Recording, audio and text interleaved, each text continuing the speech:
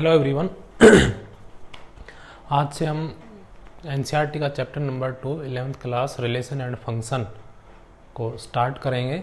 तो इसमें जो हमारा सबसे पहला जो टॉपिक आता है वो है कार्टेशियन प्रोडक्ट। तो जैसा कि स्टूडेंट कार्टेशियन प्रोडक्ट को हम पहले समझ लेते हैं, फिर उसके बाद इसकी डेफिनेशन जो है उसको हम डिस्कस करेंगे। तो कार्टेशियन प्रोडक्ट क्या होती है पहले हम ये सीख लेते हैं, समझ लेते हैं।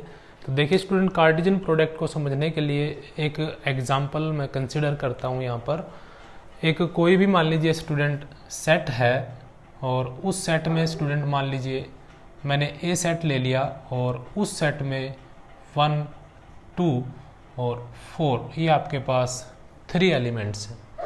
एक और सेट कंसिडर कर रहा हूँ बी, जिसके अंदर x, y 2 एलिमेंट है। 2 से ज़्यादा भी हो सकते हैं, वैसे एक भी हो सकता है। और अगर एम्प्टी सेट है तो उसकी भी बात करेंगे हम। फिलहाल हम स्टूडेंट बात कर रहे हैं नॉन एम्प्टी सेट की, यानी ऐसे सेट जो एम्प्टी नहीं हो, उनके अंदर 1, 2, 4 कुछ ना कुछ एलिमेंट्स होने चाहिए। तो स्टूडेंट कार्टेशियन प्रोडक्ट को यहाँ 2 तरीके से बनाया जा सकता है, A क्रॉस B या B क्रॉस A। एक्चुअल में स्टूडेंट होती क्या है ये अभी हम आपको डिस्कस भी करेंगे इसको, लेकिन ये डिफाइन करने से पहले मैं आपको सामने एक एग्जांपल सेट कर रहा हूँ। मान लीजिए स्टूडेंट आपने किसी इक्वेशन को सोल्व किया और सोल्व करने के बाद मान लीजिए स्टूडेंट x उस इक्वेशन के अंदर वेरिएबल था और एक y था। तो what is the value of x, और आंसर है आपके पास इन तीनों में से ही मान लीजिए स्टूडेंट कोई एक आंसर है। तो हम क्या कह सकते हैं स्टूडेंट, x की value may be 1, value of x is may be 2 और x की वैल्यू 3 भी हो सकती है। यानी इसको आप ऐसे लिख सकते हो स्टूडेंट, x की वैल्यू 1, x की वैल्यू 2, पेयर बना दिया मैंने स्टूडेंट इसका मतलब है वैल्यू ऑफ x इज 2 और x की वैल्यू 3। तीनों में से स्टूडेंट कोई सी भी हो सकती है, जब तक हमें कंफर्म नहीं है, सिर्फ हमें पॉसिबिलिटी पूछी जाए तो x की वैल्यू 1 भी हो सकती है, 2 भी हो सकती है और 3 भी हो सकती है। सिमिलरली स्टूडेंट अगर आपसे y की वैल्यू पूछी जाती है तो y की वैल्यू भी क्या क्या हो सकती है, 1 भी हो सकती है, y की वैल्यू 2 भी हो सकती है और y की वैल्यू मे बी 3 भी हो सकती है। तो यहाँ पर हमारे पास पेयर बन जाएंगे y1, y2 और y3, यानी y और 1 का साथ पेयर, y का 2 के साथ पेयर और y का 3 के साथ पेयर। यही हमारे पास टोटल स्टूडेंट यहाँ पर पॉसिबिलिटी रहेगी कि x का जो पेयर है या तो 1 के साथ होगा या 2 के साथ या 3 के साथ। ऐसे ही सिमिलरली y का जो पेयर है 1 के साथ होगा, 2 के साथ होगा या 3 के साथ होगा। तो इस तरीके से हमने क्या किया स्टूडेंट, इस सेट के साथ जितनी भी पॉसिबिलिटी थी, यानी इन दोनों की जो जो वैल्यू हो सकती थी, वो हमने सारी पॉसिबल वैल्यू एक पेयर में बना के लिख दी है। तो स्टूडेंट इसको हम बोलते हैं कार्टेशियन प्रोडक्ट। अब इसको लिखते कैसे हैं, देखिए स्टूडेंट, कार्टेशियन प्रोडक्ट में जिस सेट का आपने पहले एलिमेंट लिया है, यानी फर्स्ट एलिमेंट जिस सेट से बिलोंग कर रहा है, कार्टेशियन प्रोडक्ट में वही सेट आएगा। जैसे फर्स्ट जो एलिमेंट है x या y आप कह सकते हो, दोनों b सेट से बिलोंग कर रहे हैं, तो यहाँ आएगा b। और फिर दूसरा जो एलिमेंट जिस सेट से बिलोंग करता है फिर वो आएगा, और ये क्रॉस जो है स्टूडेंट बीच में जो आपने यूज किया है ये कहलाता है कार्टेशियन प्रोडक्ट। तो A क्रॉस B इसको हम पढ़ते हैं, एक्चुअल में होती क्या है, कार्टेशियन प्रोडक्ट बोल देते हैं हम इसको A क्रॉस B। अब मान लीजिए स्टूडेंट मैं आपसे कहता हूं कि हमें ये हमने फाइंड आउट किया B क्रॉस C, हमने फाइंड आउट करना है A cross B। Means student क्या है, हमने पहला एलिमेंट A सेट से लेना है, यानी A सेट से मैंने 1 लिया। अब हमें चेक करना है स्टूडेंट ये 1 वैल्यू x की है या y की है। तो देखिए स्टूडेंट, पॉसिबिलिटी की बात करें तो ये 1 वैल्यू x की भी हो सकती है, y की भी वैल्यू हो सकती है। तो हम इसको लिख देंगे 1, x। जैसा कि मैंने आपको बताया स्टूडेंट, फर्स्ट जो एलिमेंट है जो कार्टेशियन प्रोडक्ट में आपने एलिमेंट लिखा है उसी सेट का लिखा जाएगा।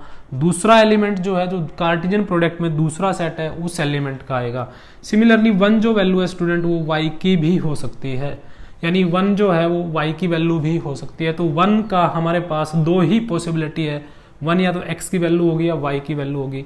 सिमिलरली स्टूडेंट हम बात करें 2 की, तो इसी प्रकार 2 जो है वो x की वैल्यू भी हो सकती है, y की वैल्यू भी हो सकती है। तो so this can be written as 2x and 2y।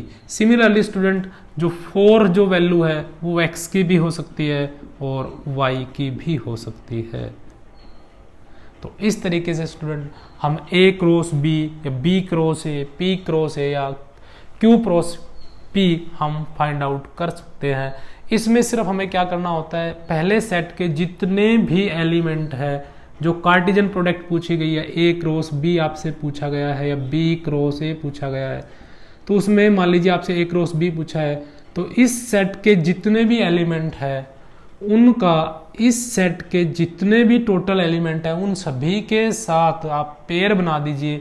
तो आपके पास पेयर बनाने के बाद जो एक कलेक्शन आएगा उसको आप a क्रॉस b या b क्रॉस a, आप जो भी सेट पहले ले रहे हो, जिस भी सेट का एलिमेंट पहले ले रहे हो उसी के अकॉर्डिंग या तो a क्रॉस b या b क्रॉस a हो जाएगा। अब देखिए स्टूडेंट डेफिनेशन देखते हैं इसकी। Cartesian product of two set given, Cartesian product of sets given two non empty set. अभी हम एम्प्टी सेट की भी बात करेंगे, फिलहाल हम नॉन एम्प्टी सेट की बात कर रहे हैं, यानी एलिमेंट हमारे पास होने चाहिए।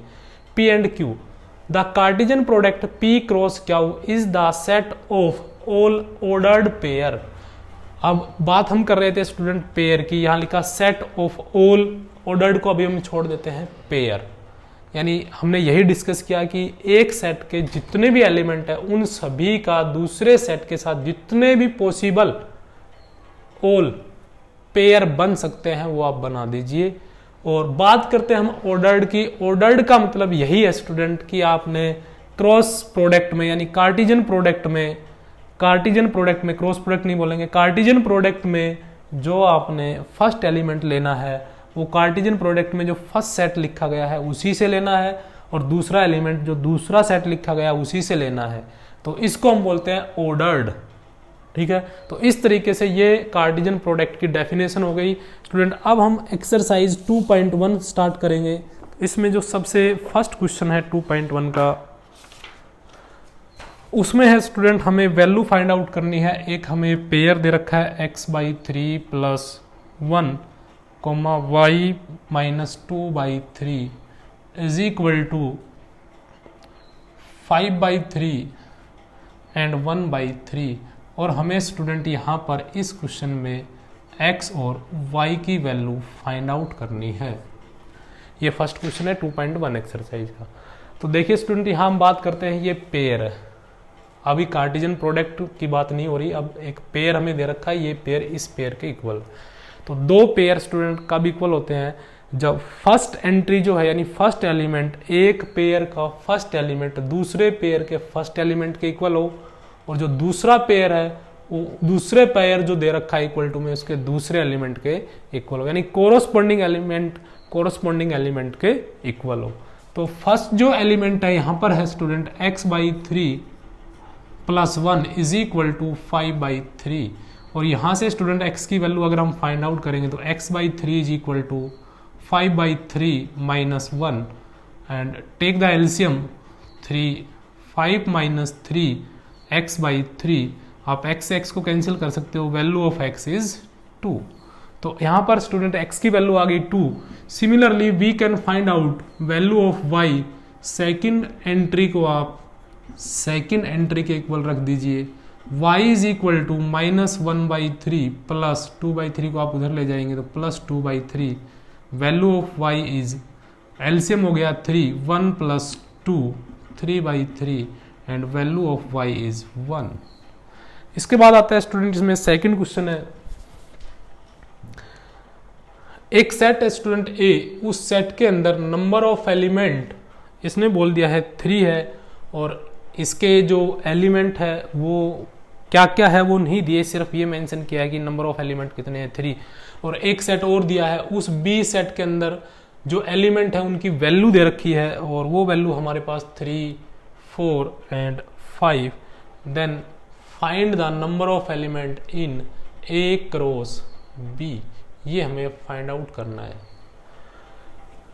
Number of element in A cross B, यानी इस सेट के अंदर 3 एलिमेंट है, ये मेंशन नहीं किया कौन कौन से एलिमेंट है। तो अभी हम पेयर भी नहीं बना सकते क्योंकि नंबर ऑफ एलिमेंट दिए, सिर्फ पेयर नहीं दिए, और इसमें 3 एलिमेंट है। तो देखिए स्टूडेंट, अगर हम इसमें नंबर ऑफ एलिमेंट नहीं दिए लेकिन हम उनको कंसिडर कर सकते हैं। मान लीजिए स्टूडेंट, मैंने उन एलिमेंट को ए बी सी कंसिडर कर लिया, ठीक है। तो अब हम क्या करेंगे, ए क्रॉस बी में नंबर ऑफ एलिमेंट पूछे हैं, तो देखिए ए क्रॉस बी जैसे कि हम डिस्कस कर चुके हैं क्या होती है, पेयर बनते हैं। तो ए जो है इनमें से किन किन के साथ पेयर बनाएगा, 3 के साथ, 4 के साथ, 5 के साथ। तो ए की जो वैल्यू है, यानी ए का जो पेयर है स्टूडेंट, वो A3, A4 और A5, ऐसे 3 पेयर बन जाएंगे ए, जिसमें ए फर्स्ट एलिमेंट के तौर पे प्रेजेंट रहेगा। ऐसे बी के भी कितने बन जाएंगे student, B3, B4 and B5। ऐसे स्टूडेंट सी के भी कितने बन जाएंगे, C3, C4 एंड C5। तो ऐसे हमारे पास टोटल कितने एलिमेंट बन गए, 9 एलिमेंट टोटल हमारे पास बन गए। लेकिन स्टूडेंट अगर मान लीजिए नंबर ऑफ एलिमेंट की संख्या ज़्यादा कर देता है, मान लीजिए इसमें कह देता है कि 99 है और इसमें 49 है, तो इस तरीके से अगर हम सोल्व करेंगे तो क्वेश्चन जो है काफ़ी लेंदी हो जाएगा। तो स्टूडेंट इसका जो फॉर्मूला होता है डायरेक्ट फाइंड आउट करने का, बगैर आप पेयर बनाए फाइंड आउट कर सकते हैं। किसी भी कार्टेशियन प्रोडक्ट में अगर आपने number of element find out करने हैं, तो number of element in set first into number of element in set B, या आप डायरेक्ट फॉर्मूला यूज कर सकते हैं। Number of element in A is 3 and number of element in B is also 3 and number of element in A cross B is 9, और ऐसे आप इसको verify कर सकते हैं। इसके बाद स्टूडेंट इसमें क्वेश्चन नंबर 3 में स्टूडेंट एक सेट दिया है G, जिसके एलिमेंट है 7,8 और एक H इज इक्वल टू 5, 4, 2। बहुत ही इजी क्वेश्चन है। We have to find G cross H and H cross G, ये हमें स्टूडेंट इसमें फाइंड आउट करना है। तो जैसे कि स्टूडेंट कार्टेशियन प्रोडक्ट हम सीख चुके हैं क्या होती है, G cross H is equal to, अब पेयर बनेंगे इसमें, उसमें पहला एलिमेंट किसका रहेगा, G का, और दूसरा एलिमेंट किसका रहेगा, H का। तो G का फर्स्ट एलिमेंट हमने लिया 7, इसका आपने इन सभी के साथ पेयर बनाना है। तो first pair is 7,5, second is 7,4 and third is 7,2। तो इस 7 के स्टूडेंट इन तीनों के साथ हम पेयर बना चुके हैं। अब नंबर आता है 8 का, तो 8 का पेयर सिमिलरली 5 के साथ, 8 का पेयर 4 के साथ और 8 का पेयर 2 के साथ। तो इस तरीके से हमारे पास 2 ही एलिमेंट थे, इन सभी के साथ आपने क्या बना दिए, पेयर। तो ये क्या हो गया, G क्रॉस H। इसके अंदर नंबर ऑफ एलिमेंट आए 1, 2, 3, 4, 5, 6। यहाँ से देखो तो स्टूडेंट इसके अंदर 2 एलिमेंट और इसके अंदर 3 एलिमेंट। अगर ये वाला हम फॉर्मूला लगाएं तो 2 इंटू 3 6 एलिमेंट ही टोटल इसके अंदर आ रहे हैं, यानी 6 पेयर ही टोटल है। अब हमें फाइंड आउट करना है H क्रॉस G। तो स्टूडेंट जो हमारा कंसेप्ट है वो सेम है, फर्स्ट एलिमेंट किसका हो जाएगा, H का, और सेकंड एलिमेंट किसका हो जाएगा, G का। यानी इधर से आपने पेयर बनाने 5,7, 5,8 एंड 4,7, 4,8, सिमिलरली 2,7 एंड 2,8। ये हो गया क्वेश्चन नंबर स्टूडेंट 3।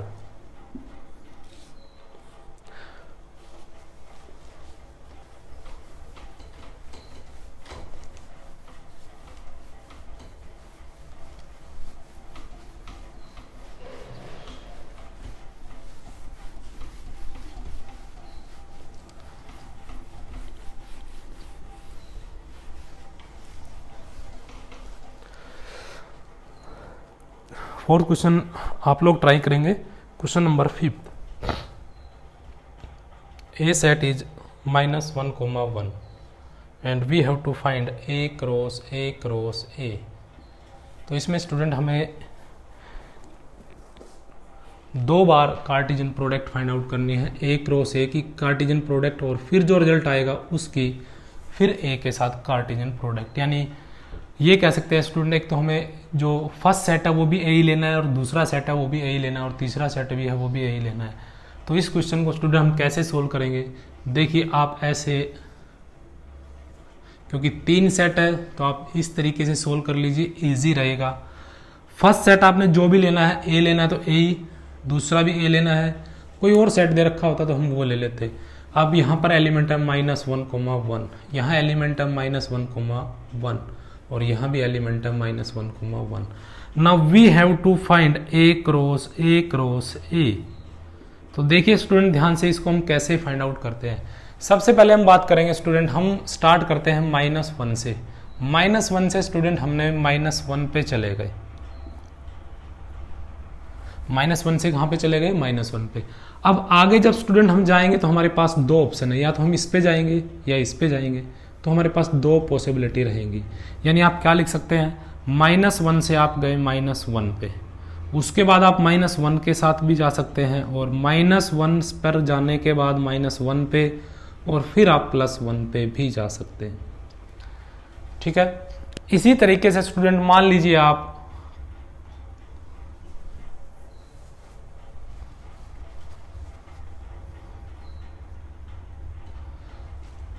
-1 पे न जाकर आप पहले -1 से +1 पे चले जाते, यानी इसके साथ जो जो पॉसिबिलिटी थी वो हमने बना दी। अब -1 से हम 1 पे चले जाएं तो यहाँ जाने के बाद भी स्टूडेंट हमारे पास 2 ऑप्शन है, यानी -1 से आप +1 पे गए तो 1 और -1 से आप +1 पे ही गए तो 1 और आपके पास टोटल 2 ऑप्शन है।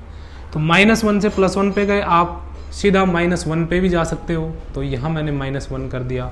ऐसे ही आप -1 से 1 पे गए, आप 1 पे भी जा सकते हो, ऐसे कर सकते थे, और आप ऐसे भी कर सकते हो, तो यहाँ +1 भी डाल सकते हो।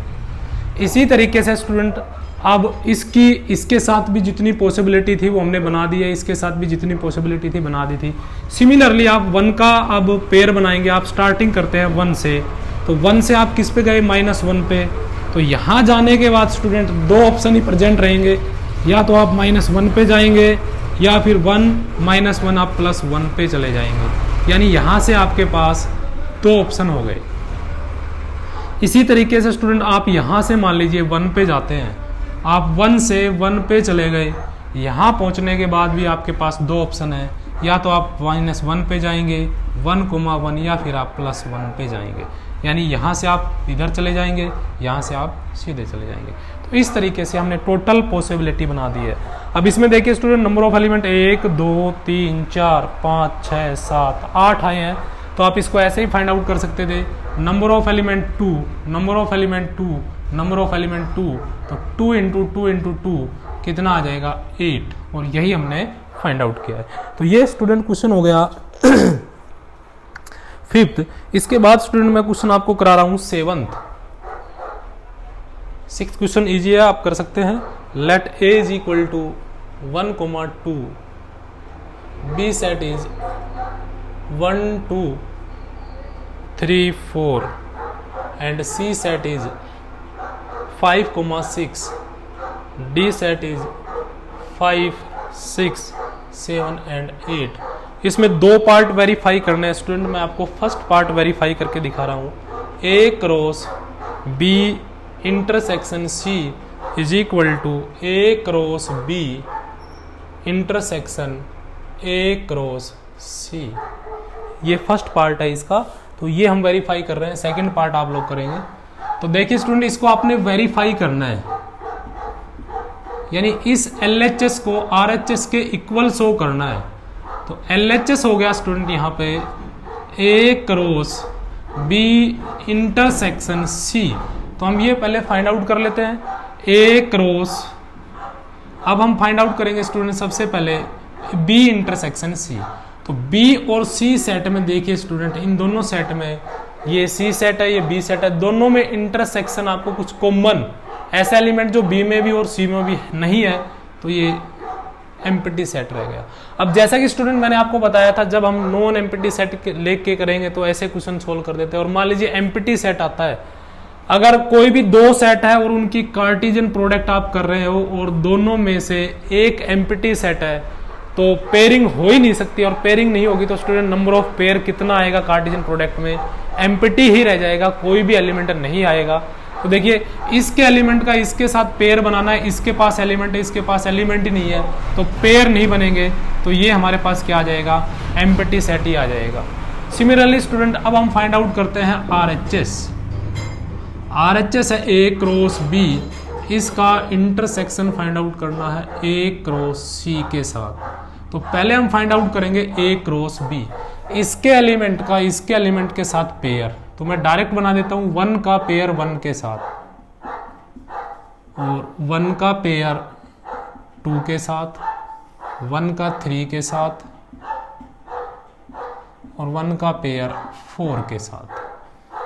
सिमिलरली स्टूडेंट 2 का पेयर 1 के साथ, 2 का पेयर 2 के साथ, और 2 का पेयर 3 के साथ, एंड 2,4। ये स्टूडेंट हमने फाइंड आउट कर लिया A क्रॉस B। इस सेट का इंटरसेक्शन लेना है A क्रॉस C के साथ। A set is this and C is this, pair बनाएंगे 1,5, 1,5 एंड 1,6, सेकंड 2 का पेयर 5 के साथ एंड 2 का पेयर 6 के साथ।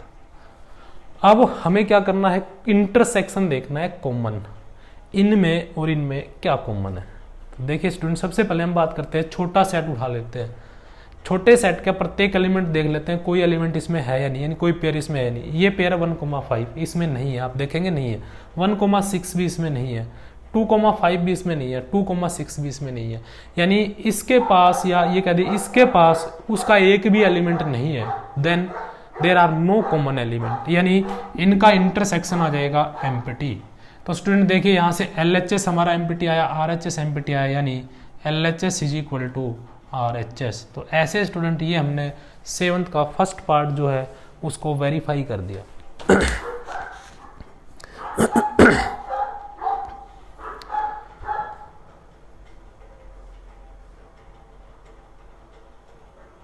इसके बाद student question number 9th,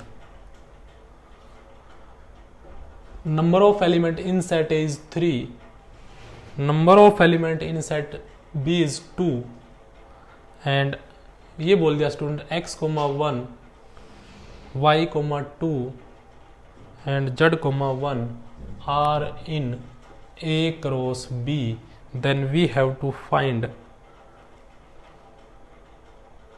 A set and B set, और लास्ट में बोल दिया x, y, z are distinct number या एलिमेंट। देखिए स्टूडेंट यहाँ पे इसने बोला है x, y, z जो है वो अलग अलग नंबर है, यानी डिफरेंट नंबर है, डिस्टिंक्ट नंबर है।